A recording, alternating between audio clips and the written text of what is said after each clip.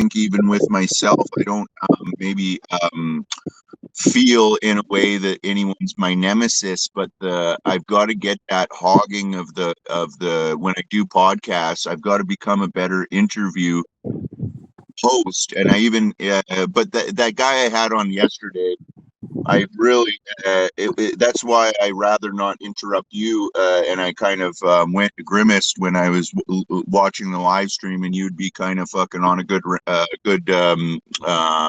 spiel you're going, and then I'd be like, well, what about this? And instead of interrupting anybody with a question, I should just be fucking letting you have your consciousness flow. But holy fuck, when it comes to this natural law stuff that the guy was on about yesterday, it's like he acquiesces to the paperwork and thinks that the fucking Freemasons are going to somehow be honorable. And it just gives me a fucking headache, and I have to interrupt. What did you watch that one I did yesterday? Yeah, I had to listen to it this morning. What'd you figure?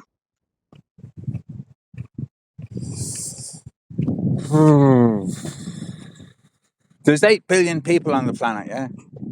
Maybe. Yep. So they say. I haven't counted them. But see, where I'm at with the whole thing is you bring it all back, really, what's going on inside in our own brains. We don't even understand what's going on in our own brains. We don't understand, like, it's a lot of years, yeah. There's the talk of subconscious and conscious, and I didn't really know what people were talking about. It was all just words when I was younger. Didn't really understand it all. And strive to understand that stuff these days. So where I'm at with things is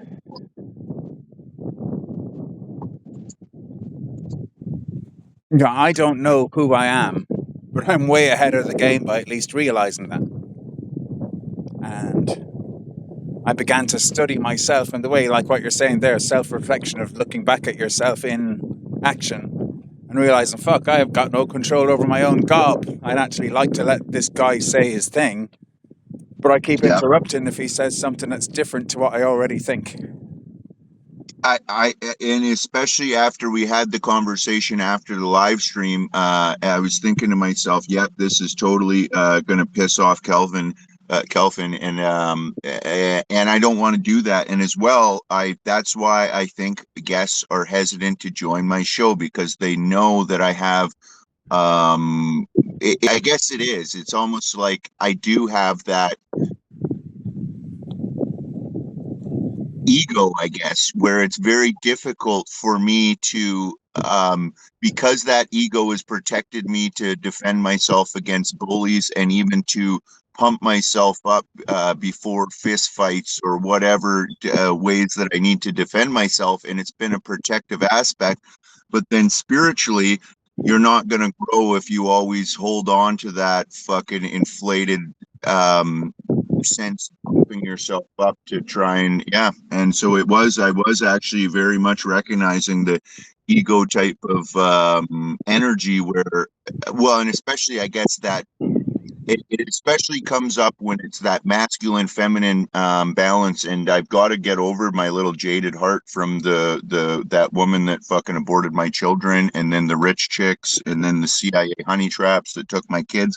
I've got to somehow, I was even thinking about seeing a counselor. Fuck, that would almost be a fucking thing, but the counselors might not understand me. Yeah, I mean, I've avoided seeing counselors my whole life, but the other part of me would love to. You know, someone who's actually going to fucking listen to the whole thing, and they're going to come from a point of view of not understanding what the fuck I'm on about. But the risk of getting locked up has always been a big risk for me. Like, again, you can't even see that I used to be a very angry guy who terrifies people. But yeah, I've terrified fucking thousands of people.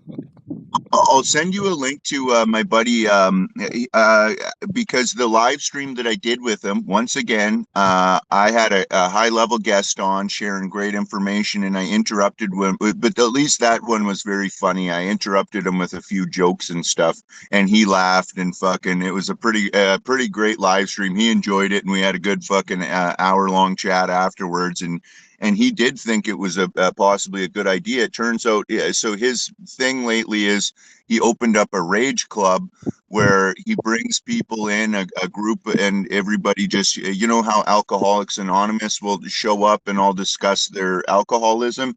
His is kind of like a rage club where it's people that have rage or suppressed rage and maybe want to release it. They do that. So, but he's actually a trained counselor, and fuck, is he actually very interesting to discuss with.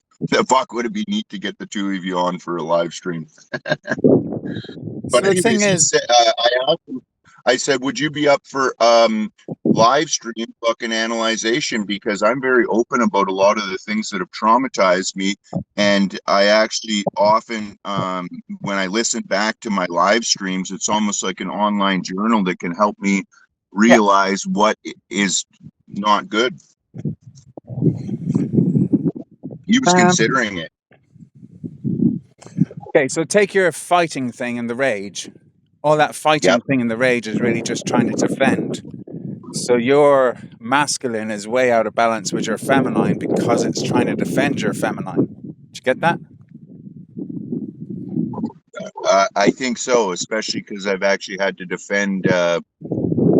Yeah, So on the one hand, what you're doing is expressing your feelings, but very strongly. Let's put it that way. And you possibly don't like to be in a position of being vulnerable in your feelings. And therefore, your aggressive self is going to come out more in order to suppress your own feelings. And the belief there is that you're defending yourself from other people who might suppress your feelings. Yeah. So your own recognition of that would allow yourself to turn the bravery the other way around, that the bravest thing you could do is actually be vulnerable that instead word of came to fighting mind. everybody Yeah. off. Yeah. And then you'll grow. If you don't do that, you're just going to be the heavyweight around other heavyweights, swaggering around the place, going, "Yeah, yeah, yeah, that was fun. He nearly got a word in edgeways, but I fucking stopped him." Do you know?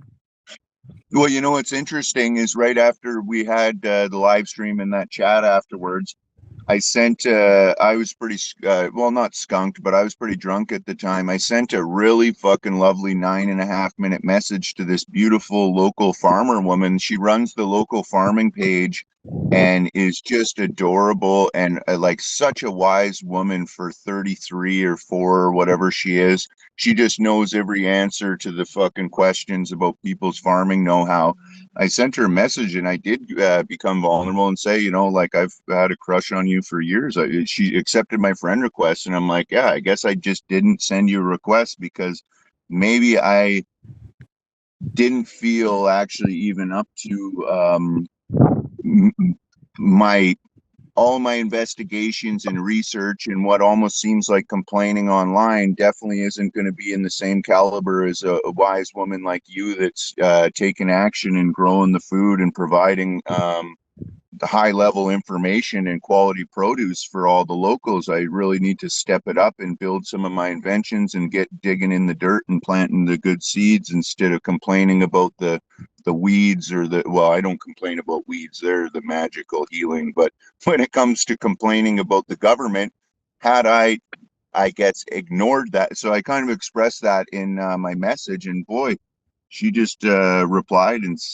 fucking, that would be a fucking game changer. I think that healing your the jaded wounds from you definitely want to get the healing process underway before you try and unite with a beautiful woman. However, until you actually do come together with a woman, I don't know if you can actually heal yourself on your own. Doesn't matter how many counselors you see, if you never do get back on the horse or the There's a woman over in, it's not Canada, the other in Mexico. And in the 80s and 90s, maybe up to the noughties, she was writing these books called The Right Use of Will. And there's only two books I've come across that's similar to my own fairy tale.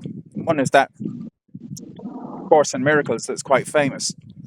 But the other is this woman with a right use of will, which is very not famous. And this woman writing the right use of will stuff, it's a similar story in terms of she started channeling this information, you could say, or she started hearing a voice inside herself speaking with her, which is essentially what you'd call God. So that's the similarity between those two books. What her whole books are about is that the feminine will is our feelings, and our feelings have been suppressed by our mind. And that relationship Yeah, it's between like the mind and feelings is totally fucked up. Is totally fucked. Now, so she's channeling this God spirit and telling this story like I've never heard anyone else telling a story. And the similarities between my fairy tale and what she's on about are the idea of the mother of God. So did you ever hear this idea that God has a mother? Mother Mary. Yeah, so there's the little Catholic idea of it, which kind of suppresses the true idea of it, but it doesn't completely obliterate it. But We gotta get a they've kind of got it as, you know, Jesus is the son of God and Mary's like a concubine. And so she is the physical. it's a very unbalanced masculine Gotta not do trinity that. where they Gotta not do that for a minute. You gotta learn to listen. Because this is whole new concepts, pretty guaranteed you've never heard before. And that thing of trying to swap over and go, yeah, I know that, and I'll add something onto it, that's what the mind does. Yeah. Yeah. So in that fairy tale, I told you the first poem in it, and it's a memory of light being born out of the darkness, and that the darkness is feminine, and it's the darkness that gave birth to light. So in that essence, it's feeling that gave birth to mind, and then the mind can't handle what it can't see because it's light. But check out this concept. Anywhere light looks, it can't see darkness. Just let your mind get your head around that. Anywhere the light looks, all it can see is its own light. Maybe that light is shining off a surface, and therefore it can see a surface and see the material, but it can't see darkness. You get how fascinating that is for the mind. So essentially, the mind is paranoid that there's something out there that it can't see. And that something that's out there that it can't see could destroy it. So that's the paranoid male that's afraid of the feminine. So one's own mind is in a body that has feelings. And the mind tends to overrule those feelings. So the story goes on anyway. The darkness is there before creation. And that darkness has got no movement. It's got no self-reflection. It's got nothing else. There's just darkness. And it's depressing. There's no movement. There's no life. There's no nothing really. And there's a vague sense of feeling and there's no consciousness. Get me? So that darkness yearns for something in order to live. And from that yearning that went on for an absolute fucking eternity before the beginning of what we call eternity, before creation. And that yearning desire within the feminine is what gives birth to its opposite, which is the light, which is conscious. But that first poem in my fairy tale speaks of the experience of that light suddenly finding itself existing. And it's in this complete void. And there's feeling. And that feeling is kind of speaking to it. But anywhere it looks, it can't see where the fuck is this voice coming from. This feeling voice. And its thinking is already beginning. It's just the beginning. So in the beginning, God didn't know anything.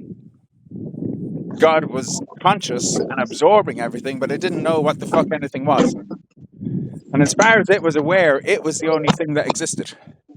So for God, for light, for consciousness, it's taken God consciousness and eternity to fucking realize that it wasn't the first thing in creation. Or in our language, it wasn't the 0th thing in creation. Maybe it was the first, but there was something there before the first. And that's something we're all I love. suffering, particularly as men. But all of us conscious beings are kind of suffering this thing of, there was something there before us. Where did I come from? I think I'm the first, but actually there's stuff I don't know. Yeah. So this whole journey has been to try to discover everything and to know everything and to see oneself as the king of everything, not understanding that that king must have had a mother. Yeah. And that mother has been deposed. So back to feelings.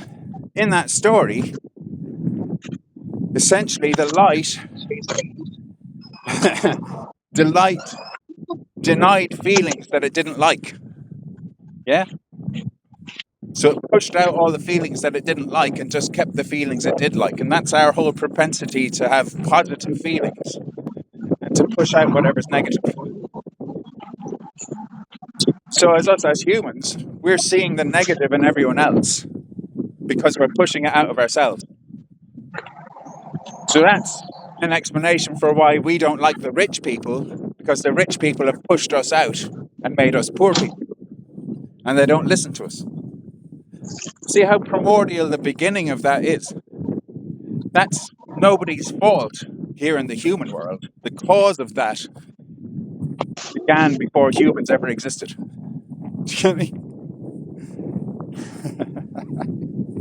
Well, and it's interesting when you were talking about the way when I went into the numbers of the one and a man being like a one and then the two, and to create the third, the child, you need to, and you were like, well, the woman first, the zero and the one, and that's like the binary code. Go into that a little bit. That was neat correction you threw down in the live stream. So in line, because I've just managed to tell you that little concept that goes way back to the very beginning of the creation of an external universe. So the feminine feeling is a zero. And the consciousness of light, think of starlight instead of us yet, we don't exist yet. That light is one. But then creating the material plane in the external world, that would be two. And then there being conscious beings, male and female, would be three.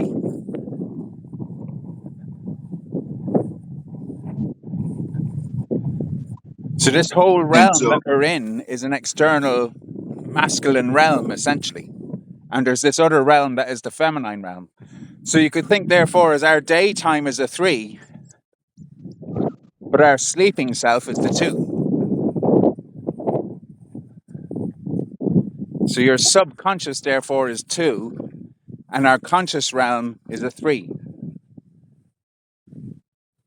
And it's a 3D realm as well, too. Very interesting. Yeah. So the real comprehension here is this physical world that we're in, that we see as the real world, is a virtual world. And what we now think we've created computers, and those computers have created a virtual world. And that virtual world of computers is just a reflection of this physical world is actually a virtual world. So this physical world is not truth. This physical world is at some angle away from truth. And if it's not based on actual truth, if it's some degree away from that truth, then it's virtual. It's all just beliefs. So back to what's going on inside in our brain. Our brain is producing a reality that is not true. It's an imagined truth based on beliefs that are not accurate. And that's where I'm at these days, is to comprehend, and it's been like 14 years I'm at this, to try and comprehend logically how this body that I'm in, whilst physically real, the mental version of the body that I project from is somewhat imaginary. And so none of us are seeing the same reality. We're projecting our subconscious reality. And that subconscious reality has more reality in dreams than it has in daytime. And pretty much no humans understand that. It's I was just thinking about the books. There's been a lot of people recommending that A Course in Miracles. And but then who was that other woman? Her name is Sian de Rohan.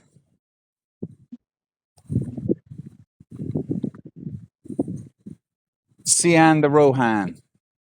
Ceanne, I think. Derohan.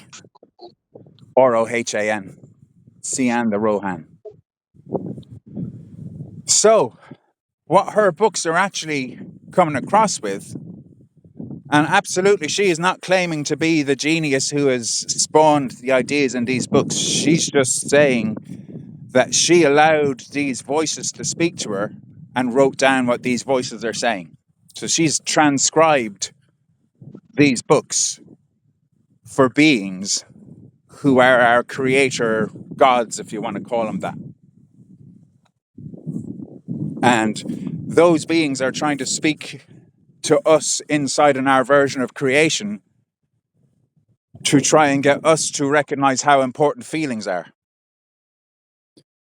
Because what's amazing about these books is that what in the book would be called God Light is speaking to what in the book is called God Mother. But there's also God Christ, or God the child of those two. But there's also this fourth entity, which is God Body. So there's four parts. We're just calling God Spirit, and we're ignoring these other three parts of God: the heart of God, the body of God, and the feelings of God. And we're just listening to the mind of God. What's amazing about these books is that the God mind is owning that only during World War II did he finally have the self-reflection to realize that he had pushed the mother out of heaven and pushed her down into material, and he'd been trying to bring up the kids on his own, essentially. And half the kids, which is what we would call souls, half of the kids fucked off out of heaven and followed the mother.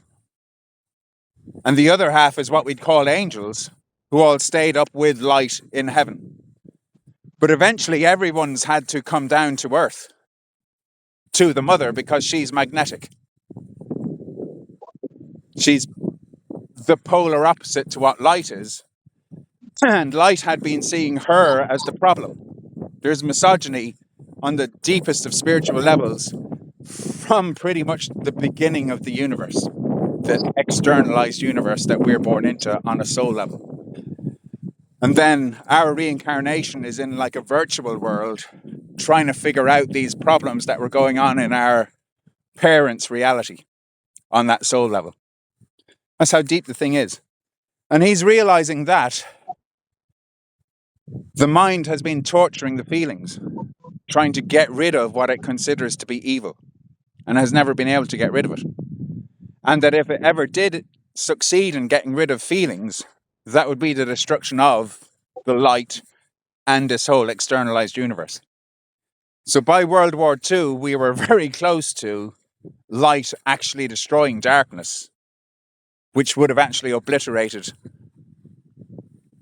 all of creation. Not just a restart like what we think happened in 2020, but a restart in terms of the end of everything.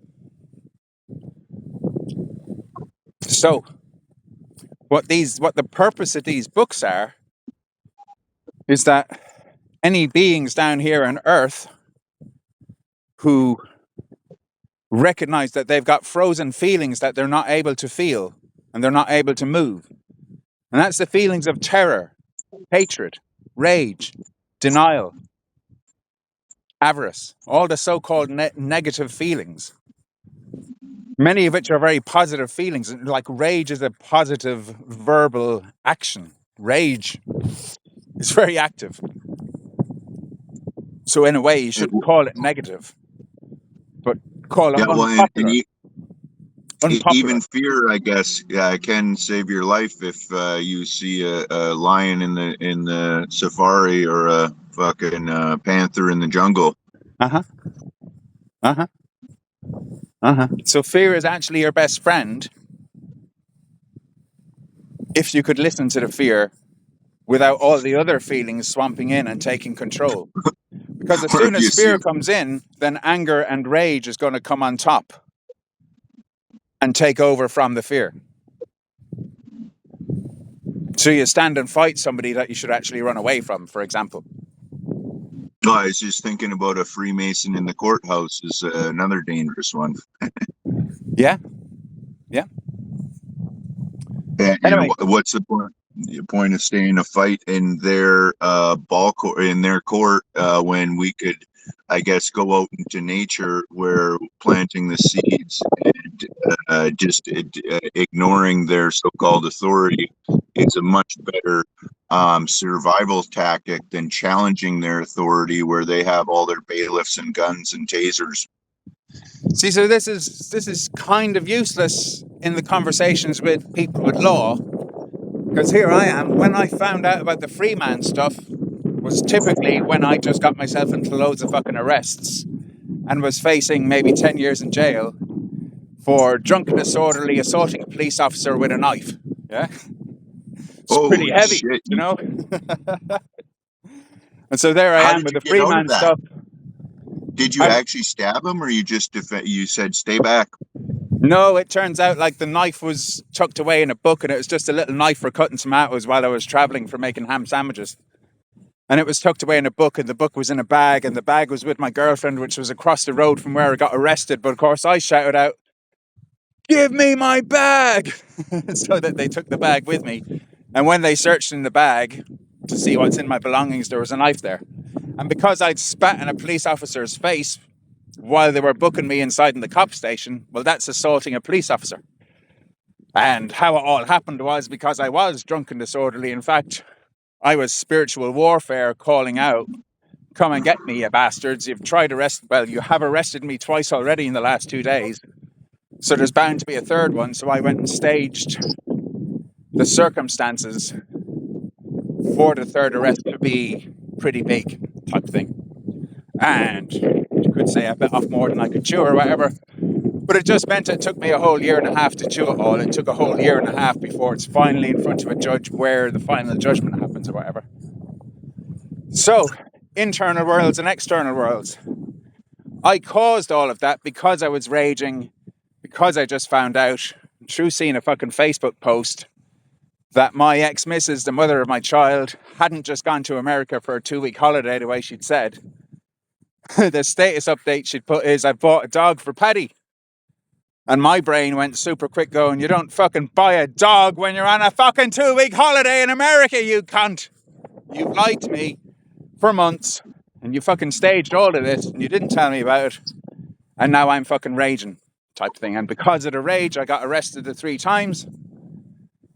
And therefore, I had to figure out this soul level fucking setup where my soul and my fucking personality had agreed to copulate with this woman who then tried to control my persona and make me into the ideal image she wanted me to be. Yeah. So the reality she was projecting onto me was not actually who I am.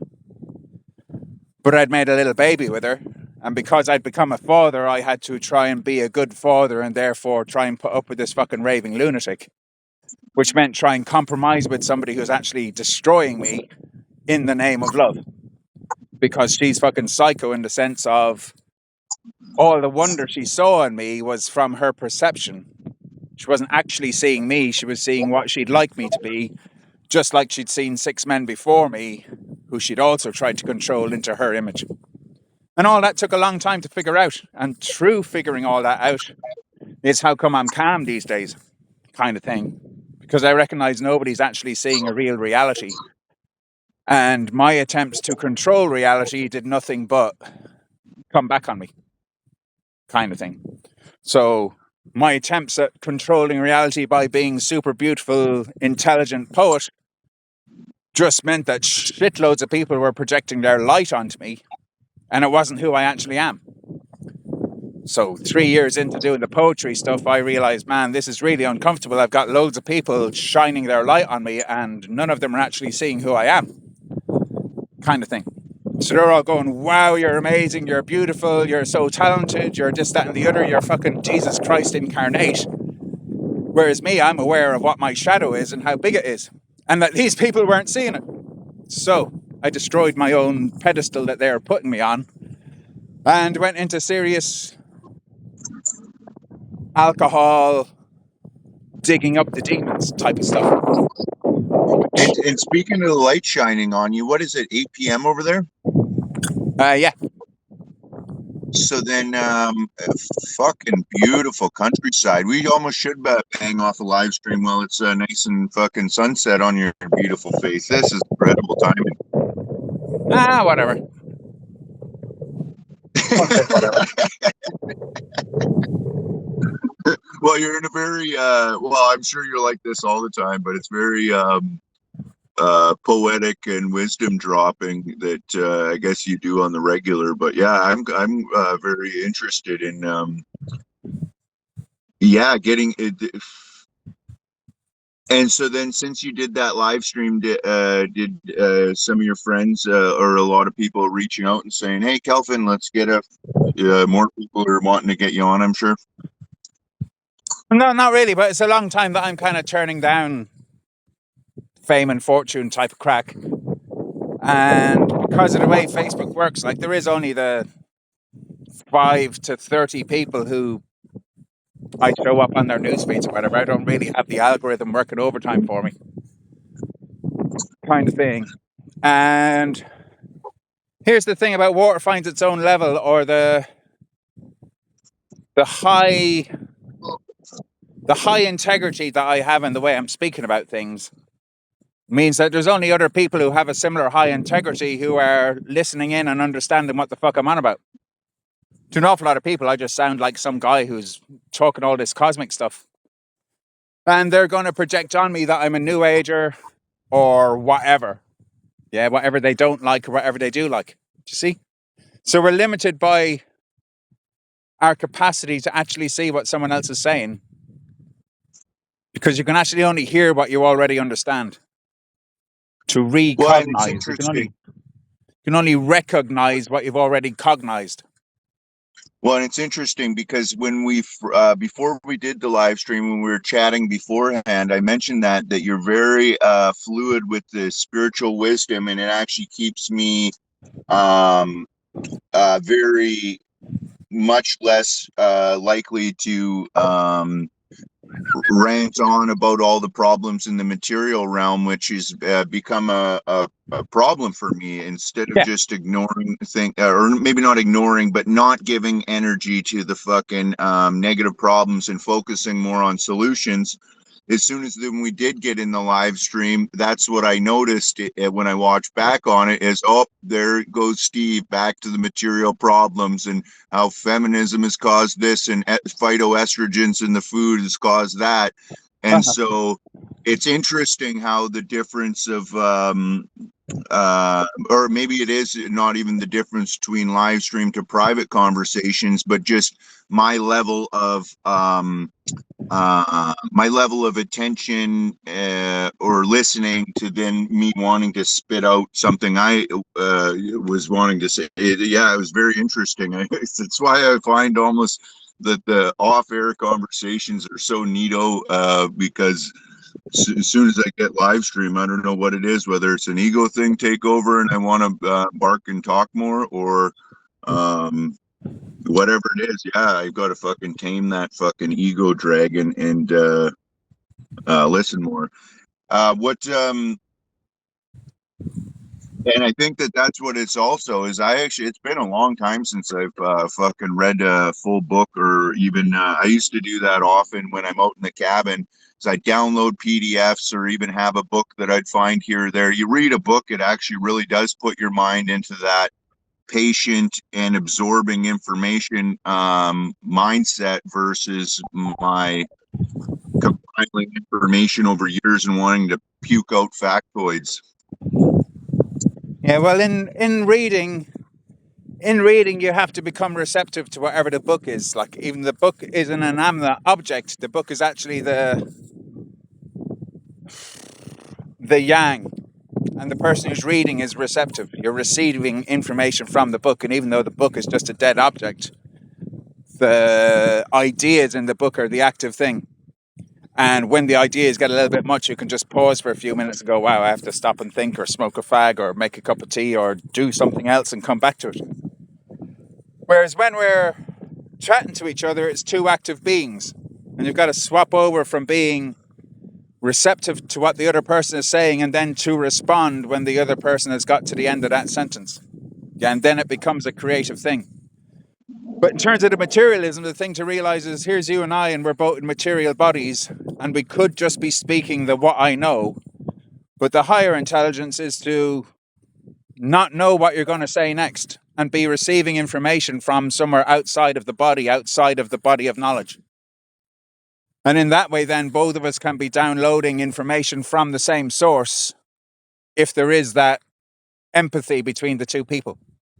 And then both people are hearing stuff they've never heard before. Then we're both helping each other unlock stuff that we've never heard before. Or And you're if you just stuck in your past subconscious knowledge and it's just knocking out this knowledge all the time, a bit like a comedian is oh, actually just Chad's already repeating here. the same fucking jokes. Same joke, I've got different one. audience. I've got one real life friend that is very fucking sympathetic and more in touch with the feminine, much so more like you are. It's Chad. Hey, Uh, How you doing there? how's it going, bro? All right. You look like There it, you bro. yeah, wow, look at the fucking, where'd you get that rock and made that beauty? I don't know, I made it. Yeah, this is awesome. Chad just showing up. We're gonna go level out and plant some flowers down by the under the bridge down by the beach, and then park a piano under the. Chad is just an amazing piano player. Well, he's a musician all around, and that's what I like is the fucking music and singing actually does lighten me right up. Versus on my own, a lot of times I fire up a instrumental with like a mellow rap beat, but even the mellow rap beats have like an aggressive tone that I'll start freestyling and sometimes even curse, which is not good. That's whatever. Yeah, I find I don't want to promote much swearing or cursing. It's an unpopular thing to do anyway.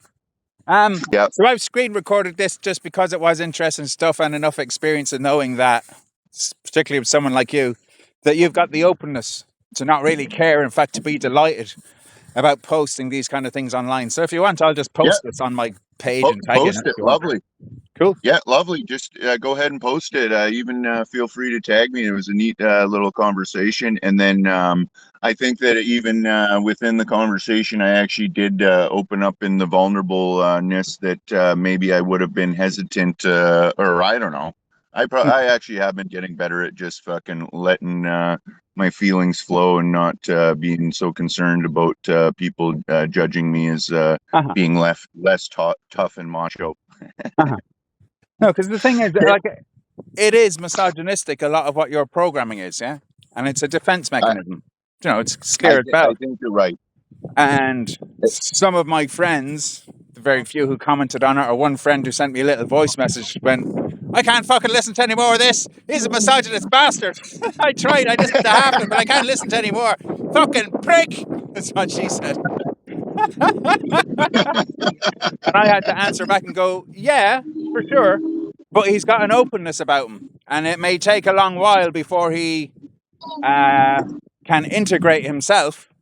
But this kind of chat does help. And maybe it's going to help other misogynist men out there to recognize, because you're not as misogynist as most people I know. Let's be clear.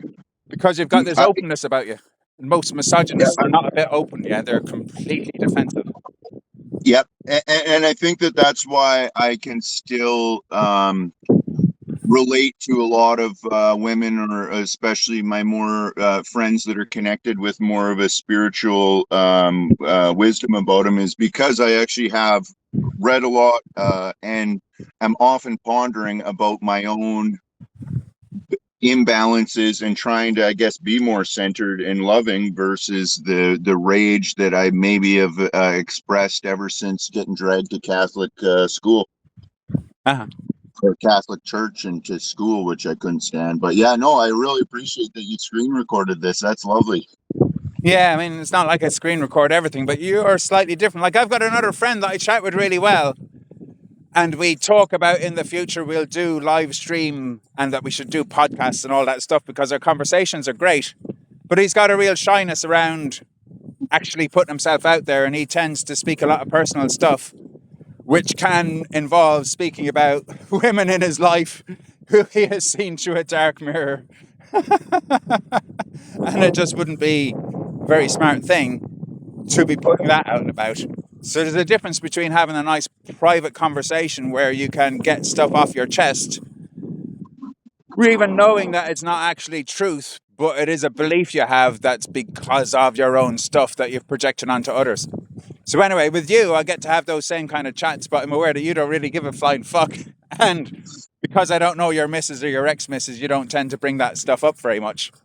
Well, and I'm glad that I actually didn't even mention their names, or I just mentioned some of the rich women that have I've been jaded from in the past. So it's actually best not to drag somebody's names and personal things into the public. But No, I mean, that was a heck of a good the thing for screen you to recording. recognize is that you are a misogynist, and that therefore, if you can recognize that, then you may be able to bring the other side of yourself forward. Because it's only yourself that you're treating like shit, but you're naming it to other people outside of you. Yeah, your relationship with your own feelings is not that healthy necessarily, but you're not as written off as most people I know. Most men I know Yeah. are a complete fucking write-off. You know, they will just get aggressive and end a friendship if I talk too much about their feminine truth instead of just Okay. letting Well, them I rage guess against objects outside with I'll nasty show a names on. little. Oh, I gotta get the. There we go. Yeah, this is nice. Look at the. What are these ones? They're irises poking through the Oh, growing out of the guardrail. wall, yeah. Great. Yeah, we got some garlic and some lovage coming in, and I don't know what those ones are, but they're delightful. Now, unfortunately, that lilac didn't survive last year, but this is a nice little. It really makes the neighborhood look a lot better. And then look at this rock bench I put in. Nice. Yeah, that's fantastic. And I think that this lilac's going to survive. Gonna pop in another a few lavenders and some more herbs. Okay, well, me and Chad got a nice little gardening adventure down by the lake, so we're gonna get on to that. But what a great chat, and then let's do it again soon, Kelvin. Yeah, thanks for the random ring. Awesome, brother. Okay, much pleasure and enjoyment. Let's do it again soon, brother. Yeah, have a good day. Bye now. What You time is too. it Bye. there? What time is it there? 12:15. So, like, what is the fucking time difference? It's like 14 hours difference or something, is it? No, it's 8 hours difference actually. It's yeah, you're on the west coast of Europe. I'm on the west coast of Canada. 8 hours difference. Yep. So, what day is it called over there? Is it Tuesday? It's Monday here. It's Monday. Oh, yeah, Monday noon. Okay, yeah, 8 hours. I think it's actually Victoria Day is the holiday today. Uh-huh. People got the day off work. Cool. I've kind of got my Okay. head around how that works time-wise anyway. 8 hours difference. Okay. Toodaloo. Awesome. Have a good day. Okay, Bye-bye. bro. Cheers. I just got off.